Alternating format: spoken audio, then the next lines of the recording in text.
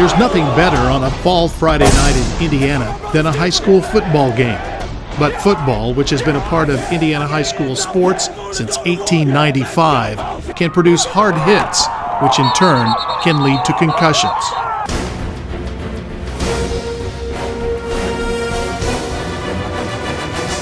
Football isn't the only sport. Soccer, hockey, baseball, even cheerleading have all seen an increase in the brain injury known as a concussion.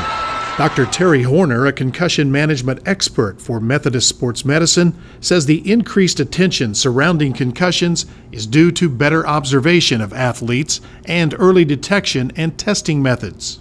We are more aware of concussions now. We know that they need to be treated, so it seems like there's an epidemic. There's really not. I mean, we've been having concussions all along. Educating coaches and parents and trainers and everything to recognize a concussion now. They're doing that most of the time. But there are times when the player will not be honest with us, won't tell us that he's having symptoms. A player, for example, may be reluctant to report symptoms, but they will start showing up in things like schoolwork, with falling grades and teachers noticing that the student athlete is not attentive during class. A concussion, simply put, is a head injury caused by acceleration and deceleration. Further, it's a brain injury, but not brain damage. However, it can lead to damage if it doesn't have time to heal.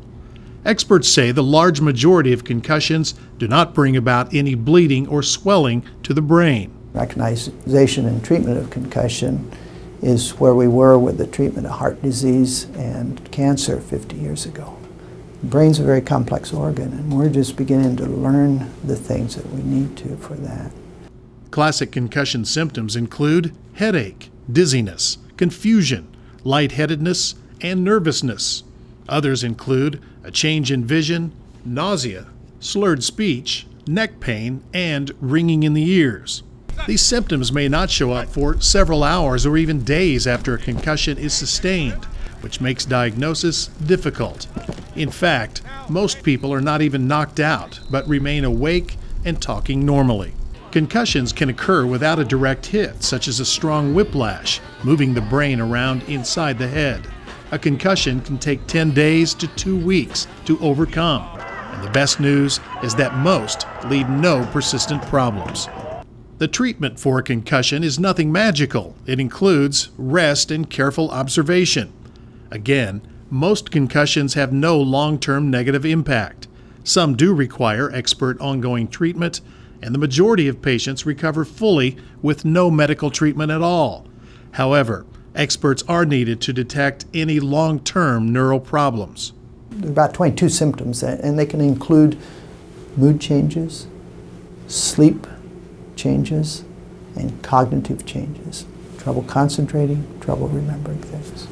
Starting in the fall of 2012, a new Indiana law requires players, parents, coaches, and other school leaders to be on the same page when it comes to detecting, diagnosing, and returning to play when a concussion has taken place. And most importantly, everyone has to sign these forms stating they understand the law before a player can ever take the field.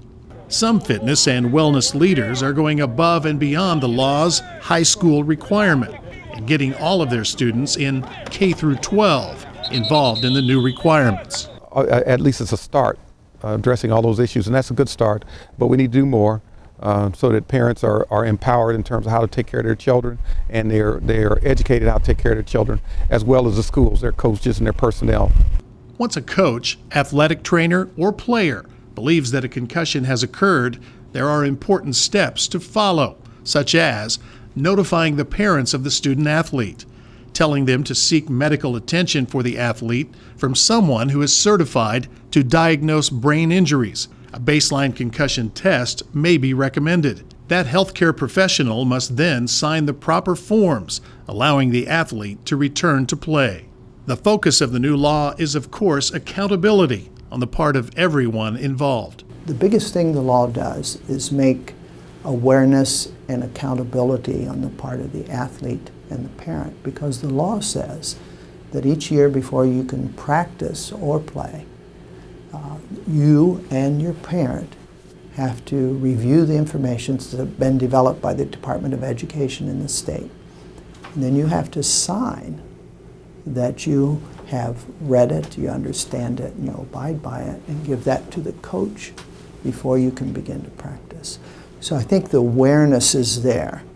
There's no way to police it. Most young athletes who sustain a concussion at practice or during a game or competition are getting almost immediate attention these days. They need to be concerned, not overly concerned. I think they need to understand the signs and symptoms of a concussion. Phil Levine, athletic director at Lebanon High School, has been a leading advocate for detecting and treating student athletes who become dazed following a hit to the head, neck, or back. You know, the most important thing for you to do as a coach, if you see a sign or symptom, whether it's a concussion or any type of injury, is immediately take care of that with the student athlete, whether that means getting them to the athletic trainer, removing them from play, removing them from practice.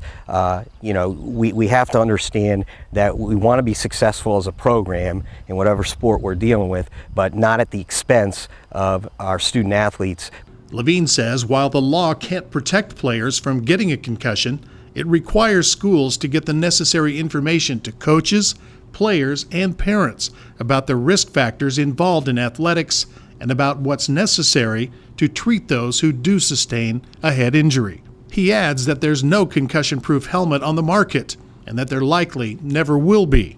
The technology and the things they're doing with the helmets are fantastic now. You know, whether it's Rydell, Zenith, Shutt, it doesn't matter the company. They're all working hard to provide the safest helmet for a student athlete. But they will tell you, too, those companies, that none of the helmets can prevent a concussion from happening. So again, it goes back to educating our coaches. What are we doing in drills on the football field during practice? What are we doing in games? And then should it occur, we need to be able to recognize that that hit or that head-to-head hit or that head-to-shoulder hit may have caused some sort of concussion. The new Indiana Code 20-34-7 requires school corporations to disseminate information and have an acknowledgement form signed by student athletes and parents of a student athlete regarding the nature and risk of concussion and head injury. The law specifically requires that a student must be signed off by a health professional who has been trained in head trauma and concussions before they can return to activity. And so it tries to push children to be seen, their parents take them to be seen by experts, and then it controls when the child comes back into play. Experts say they would like to see the new law go even further, recommending that each school provide an athletic trainer program so that they can create guidelines for dealing with concussions.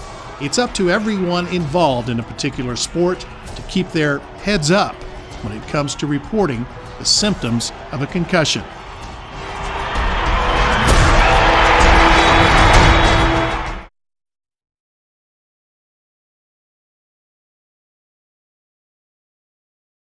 Concussions.